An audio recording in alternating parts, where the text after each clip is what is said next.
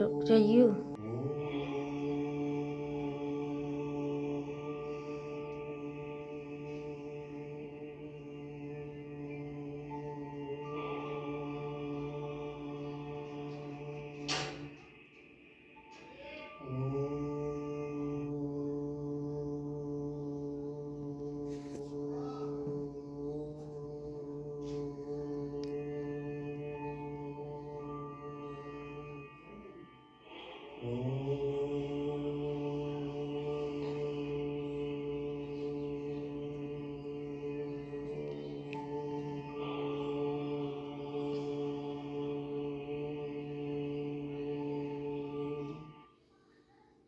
गुरुर्ब्रह्मा गुरुर्विष्णु गुरुर्देवो महेश्वरः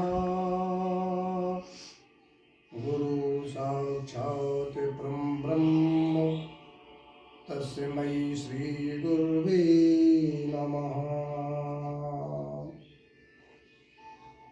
ओम जयंती मंगला काली भद्रकाली कपालिनी दुर्गा क्षमा शिवा धात्री स्वाहा सुधा नमोस्तुते।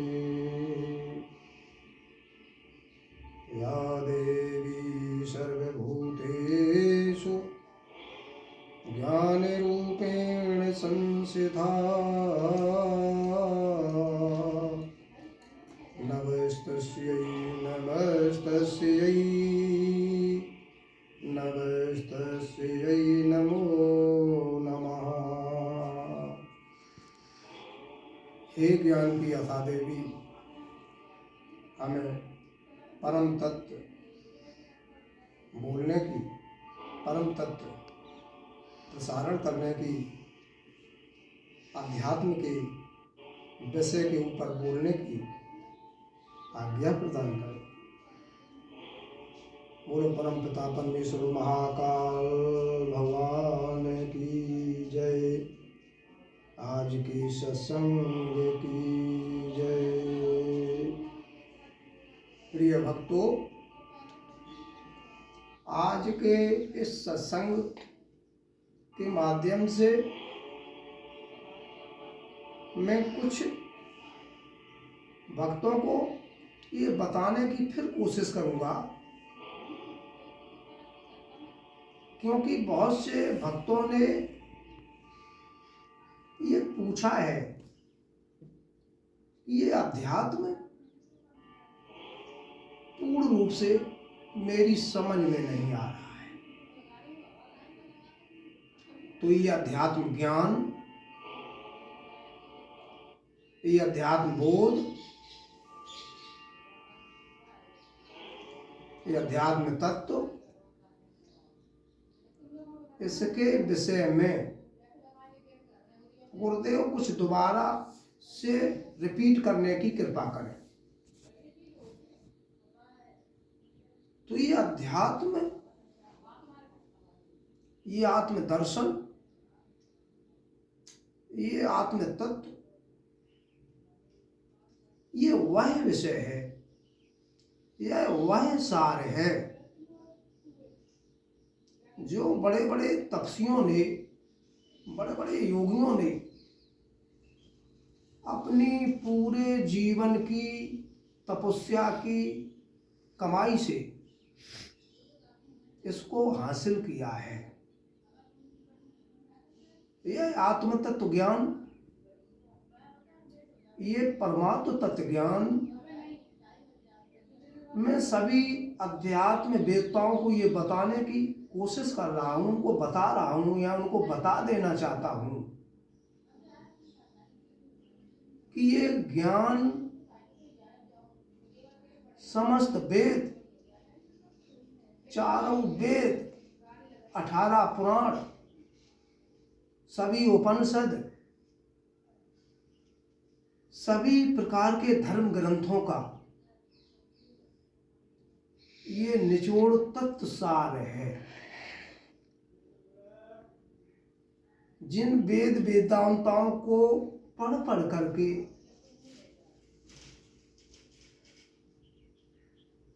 मनुष्यों में, संतों में, महात्माओं में, जिन्होंने इस ज्ञान को प्राप्त करने के लिए अपने पूरे जीवन ही न्यौछावर कर दिए। इस ज्ञान को प्राप्ति के लिए मनुष्य को कई जीवन लेना पड़ सकता है। ये कोई निश्चित नहीं कि मनुष्य के जीवन, प्रथम जीवन में ही ये ज्ञान प्राप्त हो जाए। ये सार ज्ञान प्राप्त करने के लिए पहले तो मैं तत्ववेत्ताओं को ये सावधान कर देना चाहता हूं कि उनको ये ज्ञान रखने के लिए, इस परमात्म तत्व को अपने हृदय में धारण करने के लिए अपने हृदय को स्वच्छ बना लेना चाहिए, उसे निर्मल बनाना चाहिए, क्योंकि बिना निर्मलता के वो तत्व ज्ञान इसमें ठहर नहीं सकता। क्योंकि उस परमात्मा परमेश्वर को जहां वो रहना चाहता है, वो स्थान शुद्ध से शुद्ध होना चाहिए, शुद्ध से शुद्ध। इसीलिए तो पुराणों में ये लिखा है कि निर्मल जन नर सोई मोए पावा, वो चल क्षेत्र मोय कपट नहीं भावा। जिस प्रकार से दर्पण के ऊपर कोई भी चीज यदि डाल दिया जाए, उसको पानी की बूंद उस पर डाल दी जाए तो उस पर ठहरती नहीं है, ठीक इसी प्रकार से ये हृदय बिल्कुल स्वच्छ साफ होना चाहिए। उसमें किसी भी प्रकार का कोई मल नहीं होना चाहिए, कोई मैल नहीं होना चाहिए, कोई विकार नहीं होना चाहिए। ये विकार क्या है? संसार में ये विकार है काम क्रोध मद लोभ मोह, नाथ नरक के पंथ। माता पार्वती जी परमपिता परमेश्वर भगवान शिव से कह रही है कि हे प्रभु, जीव के धरती पे माँ के गोद में आने के साथ साथ ही ये विकार भी उसके साथ ही जन्म लेते हैं, उसके साथ ही अवतरित होते हैं। जब मनुष्य का जन्म होता है, जब शिशु का जन्म होता है, तो ये विकार भी उसके साथ जन्म ले लेते हैं। तो इन विकारों में मनुष्य की मन है, जो उसकी बुद्धि है, ये विकार उसको भ्रमित करते रहते हैं, उसको प्रलोभन देते रहते हैं। तो मैं आत्म तत्ववेत्ताओं को ये बताना चाहता हूं कि जिस तत्व को ढूंढने के लिए मैं वनों से वनों में भटक रहा हूं, सत्संग, पूजा पाठ, यज्ञ तप दान कर रहा हूं, फिर भी ये हमको नहीं मिल सकता, मिल रहा है। संत महात्माओं के पास भी जा रहे हैं, लेकिन वो संत महात्मा भी यदि इस तत्व को प्राप्त नहीं कर सके हैं, उस ज्ञान को आत्मदर्शन नहीं कर सके हैं, अपना आत्म साक्षात्कार नहीं कर सके हैं, वो तो उनको कैसे करवा सकते हैं? क्योंकि जाके पाए ना गई बिमाई, और सो का जाने पीर पराई। अरे पीड़ा का अनुभव तो वही कर सकता है जिसके पैर में चोट लगी हो, जिसके पाए में बीमारी फटी हो, जिसके पैर में बीमारी ना फटी हो, जिसके कोई चोट ही नहीं लगी हो, तो वो उसका सस्वादन पीड़ा कर क्या समझ सकता है? तो इसी प्रकार से जिन भक्तों ने ब्रह्म ज्ञान प्राप्त कर भी लिया है, या उनने उसका साक्षात्कार कर लिया है, तो उनकी क्या दशा होती है वो मैं ये बताना चाहूँगा। ब्रह्म आत्म साक्षात्कार जिसने प्राप्त कर लिया है, जिसका उसे दर्शन हो गया है, ये भी दर्शन संसार में बड़ा दुर्लभ है। तो प्रिय भक्तों, सबसे पहले तो मैं ये बताना चाहूंगा कि परमात्मा तत्व को प्राप्त करने के लिए, परमात्मा को प्राप्त करने के लिए कई सारे उपाय हैं, कई सारे उपाय हैं ग्रंथों के अनुसार। जैसे इनमें मुख्य सगुण और निर्गुण, सगुण साकार रूप और निर्गुण निराकार रूप। लेकिन मैं भक्तों को यह बता देना चाहता हूं कि तत्व ज्ञान वेदता यदि सगुण रूप से चलेगा तो वो अपने कभी तत्व ज्ञान से भटक नहीं सकता। और एक तत्ववेत्ता ऐसे हैं कि जिन्होंने केवल सुन के ही ये ज्ञान प्राप्त किया है, जैसा कि मैं इसमें वर्णन कर रहा हूं। एक तत्ववेत्ता ऐसे हैं जिन्होंने गुरु के द्वारा उसको प्रत्यक्षीकरण करके देखा है, लेकिन किसी के द्वारा कहा हुआ ज्ञान यदि उसमें वो भ्रमित हो गया, लास्ट के समय में यदि साधक भ्रमित हो गया तो उसका पतन हो जाएगा, उसको मुक्ति नहीं मिल सकती, वो ईश्वर नहीं बन पाएगा, परमात्मा नहीं बन पाएगा। यही सत्य है। जिस प्रकार से एक पीएचडी किया हुआ व्यक्ति, एक मास्टर, यदि पीएचडी की क्रिया को छोड़ करके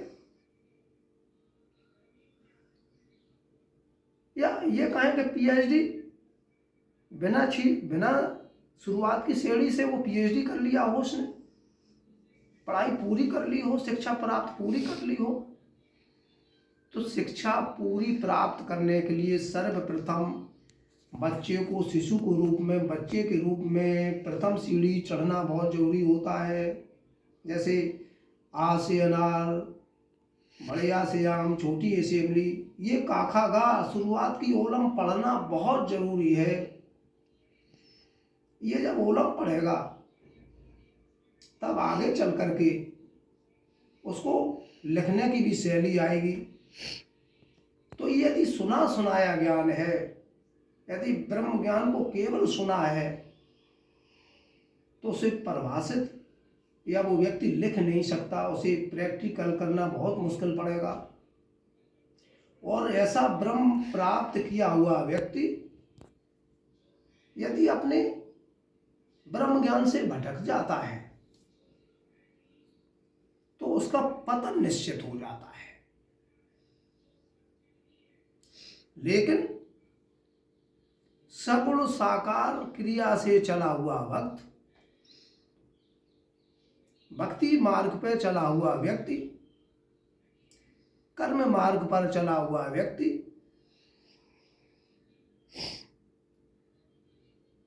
योग मार्ग पर चला हुआ व्यक्ति, यदि उसकी बीच में मृत्यु भी हो जाती है तो उसका जब जन्म होगा तो उसकी शुरुआत वहीं से हो जाएगी, उसको प्रारब्ध बस वो संस्कार मिल जाएगा, लेकिन परम तत्व भेदता को नहीं मिलता। क्योंकि ये अध्यात्म, ये आत्मदर्शन, आत्मा का साक्षात्कार ही परमात्मा का साक्षात्कार है। ये आत्मा ही परमात्मा है, परमात्मा ही आत्मा है। लेकिन इसकी जानकारी कैसे हो, ये ज्ञान कैसे प्राप्त हो, तो इसके ज्ञान के लिए साधक को किसी योग गुरु की जरूरत पड़ती है, जिसने सगुण और निर्गुण सब क्रियाओं का अध्ययन किया हो, सभी योगों का उसके पास ठोस ज्ञान हो। जैसे किसी व्यक्ति को अब सीधा सीधा घी दे दें तो उसे घी तो प्राप्त हो जाएगा, लेकिन उससे यदि पूछे कि ये घी कैसे प्राप्त हुआ है या कैसे प्राप्त होगा, तो इसके बारे में कुछ बता नहीं सकता है।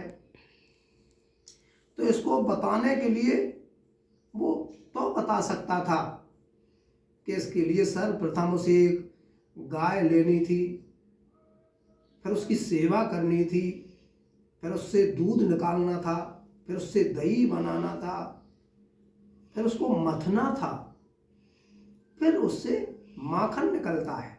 माखन के बाद फिर उसको त्वचा के शुद्धिकरण करके तब कहीं घी प्राप्त होता है।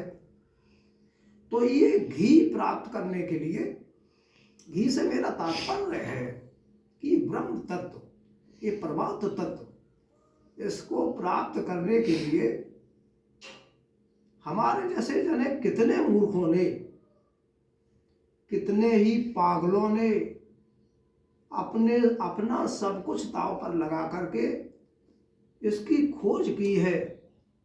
यहाँ तक कि अपने कई जन्मों को इस खोज में लगा दिया है, तब कहीं लास्ट के जन्म में हजारों लाखों महात्माओं में कहीं भी एकाध महात्मा संत को ये परमात्म तत्व प्राप्त होता है। लेकिन प्रिय भक्तों, प्रिय तत्ववेत्ताओं,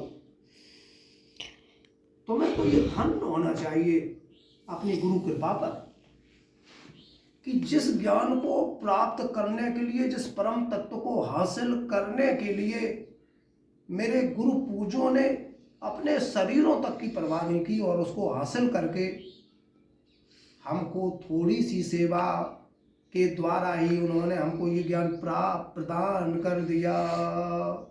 गुरु आनंद कंद भगवान की जय।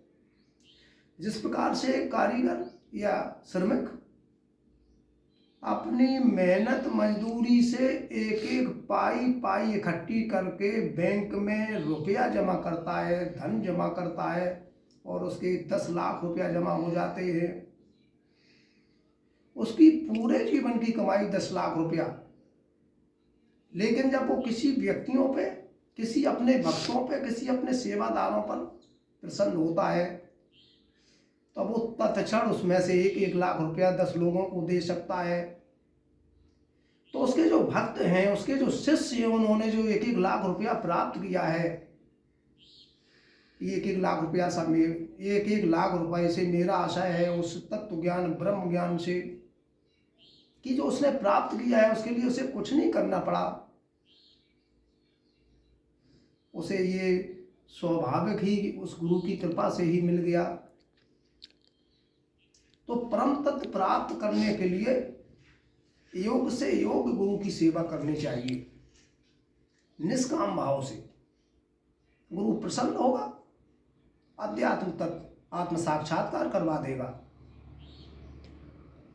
तो मेरे चैनल से जुड़े हुए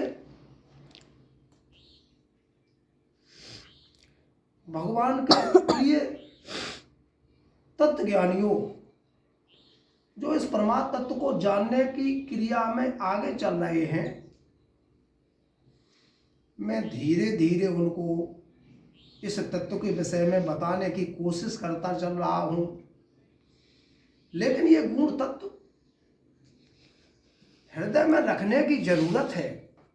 ये उसमें रहेगा कि नहीं, ठहरेगा कि नहीं, ये उनके ऊपर निर्भर है। क्योंकि जाकी रही भावना जैसी और प्रभु देखी मूरत तिन तैसी। जिस भक्त की जैसी भावना बनी या उसका जैसा भाव रहा, उसने उसी प्रकार से अपने उस इष्ट को उसमें देखा है, ये उसकी भावना पर निर्भर है, ये शिष्य की भावना पर निर्भर है, भक्तों की भावना पर निर्भर है। ये काल भैरव टेम्पल ट्रस्ट के ये जो आश्रम है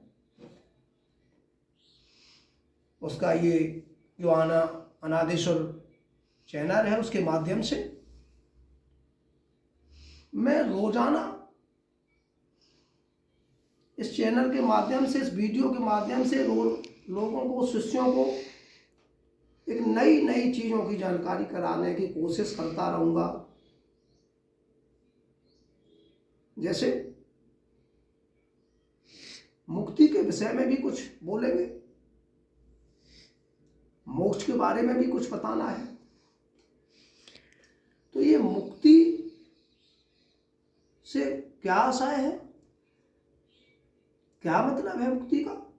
तो मुक्ति का मतलब है कि मृत्यु और जन्म के चक्कर से रहित हो जाना, यानी मनुष्य मृत्यु और जन्म के चक्कर में जो बार बार इस पृथ्वी पे अवतरित हो रहे हैं, आवागमन चल रहा है, इससे किस तरह से मोक्ष, किस तरह से मोक्ष को प्राप्त हो जाए, किस तरह से मुक्ति हो जाए, किस तरह से इस बंधन से मुक्त हो जाए।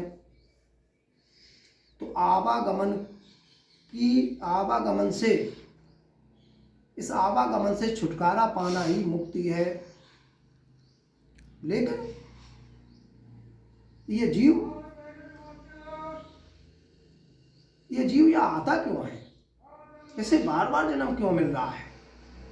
तो पिछले दशकों में ये बताना चाहूँगा कि इसमें केवल और केवल एक ही कारण रहा है, वो है मोह, आसक्ति। मोह की वजह से ही मनुष्य को यहाँ धरती पर बार बार आना पड़ रहा है। यदि मनुष्य या भक्त तत्व ज्ञान के द्वारा इस मोह का धीरे धीरे त्याग करे तो वो आवागमन से मुक्त हो जाएगा, मोक्ष को प्राप्त हो जाएगा, उसकी मुक्ति हो जाएगी। बोलो आनंद कंद भगवान की जय। परमानंद हो जाएगा, ईश्वर हो जाएगा, उसी में लीन हो जाएगा। इसी के साथ साथ प्रिय भक्तों, आज आध्यात्म योग के विषय में इतना ही बोलने की चेष्टा की है, लेकिन इसके साथ साथ एक और दिमाग में बात आ गई कि कुछ भक्त, कुछ लोग ऐसे होते हैं, सांसारिक लोग, कि जिन पे कुछ कमियां पड़ जाती, जिस पे कुछ कमी हो जाती है तो वे अपने नाते रिश्तेदारों से कुछ मांगने के लिए पहुंचते हैं। तो ऐसे भक्तों को या ऐसे मनुष्यों को अपने रिश्तेदारों से कभी कुछ मांगना नहीं चाहिए, क्योंकि मांगने से उनका केवल उपहास होता है। आओ गया आदर गया, नैनन गया स्नेह, ये तीनों तब ही गए जब कहा कछु मोए देव। इसी में रहीम कवि कहते हैं कि रही मन नरवे मर चुके, जे कहूँ मांगन जाए, उनसे पहले वे मरे, जिनके मुख सत नाई। रहीम कवि कहते हैं कि मनुष्य को चाहे कितनी भी कमी क्यों ना आ जाए, चाहे कितनी भी गरीबी क्यों ना आ जाए, कभी किसी के सामने हाथ नहीं फैलाना चाहिए, क्योंकि आदर सम्मान उसका सब नष्ट हो जाता है, नाते रिश्तेदारियां टूट जाती हैं। तो इसी प्रकार से प्रभु के सत्संग में कभी भी मनुष्य को अपने मत में आकर के किसी की निंदा नहीं करनी चाहिए, किसी की अपेक्षा नहीं करनी चाहिए, उपेक्षा नहीं करना चाहिए, उसका तिरस्कार नहीं करना चाहिए कि ये निम्न है, मैं उच्च हूँ, ये अमुक है, ये निम्न श्रेणी का है, मैं उच्च श्रेणी का हूँ। ये अहम भाव नहीं होना चाहिए, क्योंकि जब तक मनुष्य में अहम भाव है, जब तक उसमें समता नहीं है, समदर्शना नहीं है, एक एकाकी भाव नहीं है, तब तक ईश्वर परमात्मा परम तत्व उससे बहुत दूर है। तो आगे के वीडियो में भक्तों को मैं ये बताऊंगा कि किस तरह से अपने भाव में सुधार लाएं, किस प्रकार से अपने मन में सुधार लाएं, किस प्रकार से अपने वचनों में सुधार लाएं, वाणी में सुधार लाएं, अपने कर्म में सुधार लाएं। पहले अपने को स्वच्छ साफ करें, कमियां पहले अपने में देखें, क्योंकि बुरा ढूंढन में चला बुरा न मिल्या कोई, जब जब दिल खोजा आपना मुझसे बुरा न कोई। मनुष्य दूसरों में कमियां निकालते हैं, उनकी कमियों को उजागर करते हैं, लेकिन यथार्थ सत्य तो यही है कि जब वो पहले अब उसको अपनी कमियां देखना चाहिए। तो सभी तत्वदर्शियों से, सभी तत्व योगियों से मैं ये प्रार्थना करना चाहूँगा कि इस योग पथ पे चलने के लिए ये बहुत विचित्र दुर्गम पथ है। इस पे चलने के लिए पहले अपने को सुदृढ़ और मजबूत बनाएं, अपने को ये देखें कि हम इस पर चलने के लायक अभी हैं कि नहीं, ये परीक्षा करें। जब अपने को इस परीक्षा में पास हो जाएंगे, उसके कुछ मैं उपाय बताऊंगा, तब ये ब्रह्म ज्ञान आत्म तत्व उनके अंदर ठहरेगा। और जिसके अंदर आत्म तत्व ठहर गया है, जो आत्मदर्शी हो गया, वो त्रिकालदर्शी हो जाता है, वो ब्रह्म समान हो जाता है। ईश्वर को जानना, उससे मिलन होना, उसमें कतई भेद नहीं है, भेद मिट जाता है, मनुष्य स्वयं परमात्मा बन जाता है। परमात्मा ही आत्मा, आत्मा ही परमात्मा, ये चिन्मय अखंड सत्य है। इसी के साथ साथ प्रिय तत्ववेताओं, सभी ज्ञानियों से मैं संत मूर्खानंद, जो कि इस ज्ञान में हमेशा पागल सा बना रहता हूँ, सुधबुध खो जाता हूँ, प्रिय भक्तों, मैं ये भी बताना चाहता हूँ कि मैं बोलते बोलते कहीं से कहीं चला जाता हूँ, क्योंकि परमहंस की यही एक क्रिया विलक्षण होती है। उसको कुछ भान नहीं रहता, कुछ याद नहीं रहता, मैं कहाँ से क्या कब भूल गया हूँ, क्या कहाँ किधर की तरफ मेरी बुद्धि चली गई है, कहाँ मेरा ये मन उड़ गया है। इसलिए इस वीडियो के माध्यम से मैं उन सभी भक्तों से जो इस चैनल से जुड़े हुए हैं, उनसे ये निवेदन भी करना चाहूँगा कि यदि मेरी पागलपन की वाणी में कहीं कोई अशुद्धिकरण हो जाता हो, तो उसके लिए मुझे जरूर क्षमा करना, क्योंकि मैं तो पागल हूँ, जैसा आया वैसा कह दिया। न तो कोई वीडियो बनाने वाला है, न कोई इसका सुधार करने वाला है, जैसा दिमाग में आया वैसा ही बक दिया। लेकिन मैं ये चाहता हूँ कि मैंने अपने जीवन में जो भी प्राप्त किया है, परमात्मा का प्रसाद जो भी प्राप्त किया है, वो तुम सब में बांट दें, क्योंकि मनुष्य या संत जब तक अपने जीवन के लास्ट समय में अपने कर्म फल को वितरित नहीं करेगा, तब तक उसकी मुक्ति संभव नहीं है।